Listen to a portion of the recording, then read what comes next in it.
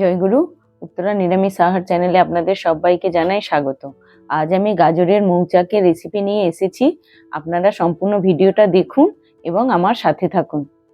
যারা ইউটিউব থেকে দেখছেন তারা অবশ্যই চ্যানেলটিকে সাবস্ক্রাইব করবেন, আর যারা ফেসবুকে দেখবেন তারা আমাকে ফলো করবেন। এখন আমি গাজরটা গ্রেড করে নিচ্ছি।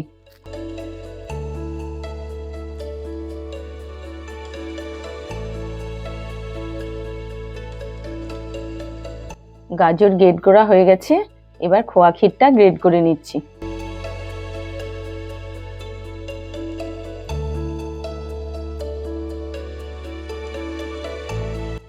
খোয়া ক্ষীর ও গাজর গ্রেড হয়েছে, এখন নারকেলটা কুড়ে নেব।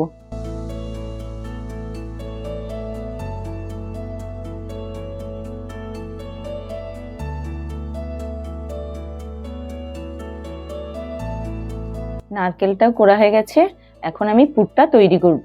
এখন পাউরুটির ধারগুলো কেটে নিচ্ছি।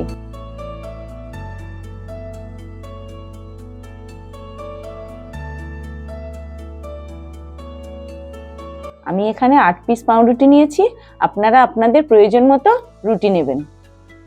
প্রথমে চিনির শিরাটা তৈরি করে নিচ্ছি। আমি এখানে 1 কাপ চিনি দিয়ে দিচ্ছি, আর 1 কাপ পরিমাণ জল।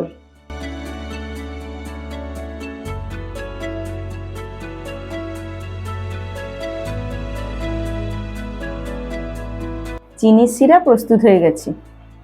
এখন আমি গাজরের পুরটা তৈরি করে নেব। তার জন্য কড়াইতে ঘি দিয়ে দিচ্ছি 1 চামচ।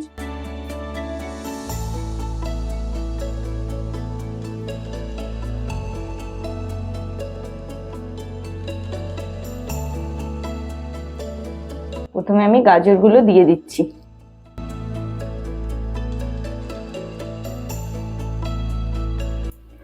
ঘিয়ের সাথে গাজরগুলো একটু ভালো করে ভেজে নেব।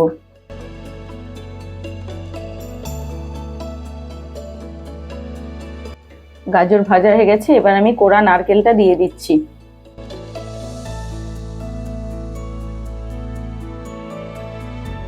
নারকেলটাকে গাজরের সাথে ভালো করে মিশিয়ে নিচ্ছি।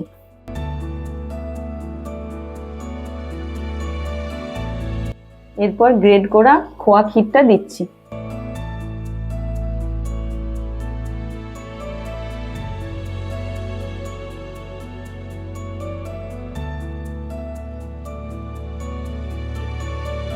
আমি এখানে 1 টেবিল চামচ গুঁড়ো দুধ দিচ্ছি, আপনারা দুধের পরিবর্তে চিনি দেবেন।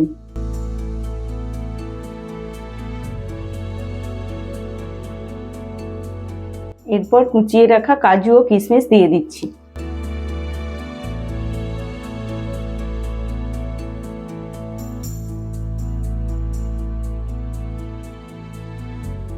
পুর আমার রেডি হয়ে গেছে, অল্প এলাচ গুঁড়ো ছড়িয়ে নামিয়ে নিচ্ছি।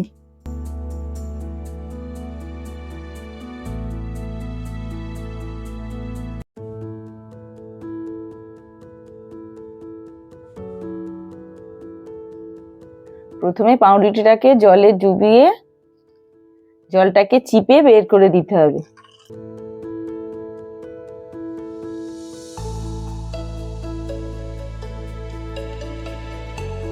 আস্তে আস্তে ভাঁজ খুলে ভাঁজের ভেতরে পুরটা দিয়ে গোল করে ভেজিটেবিল চপের মতো তৈরি করে নিতে হবে।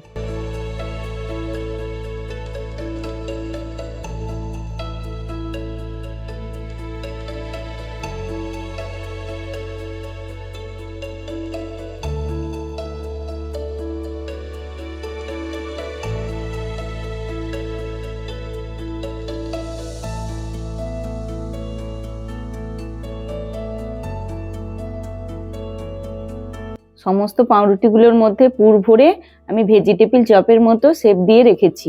এবার ভেজে নেব। এখন আমি পুর ভরা পাউরুটিগুলো, যেগুলো ভেজিটেবিল চপের মতো করে গড়ে নিয়েছিলাম, সেইগুলো ভেজে নিচ্ছি।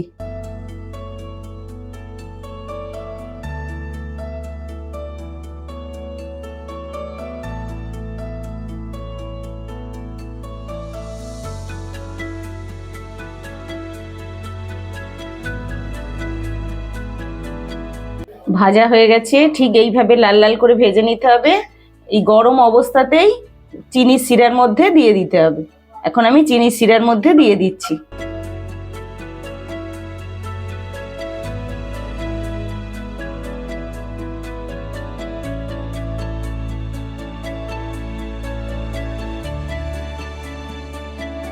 গাজরের মৌচাক আমার প্রস্তুত হয়ে গেছে।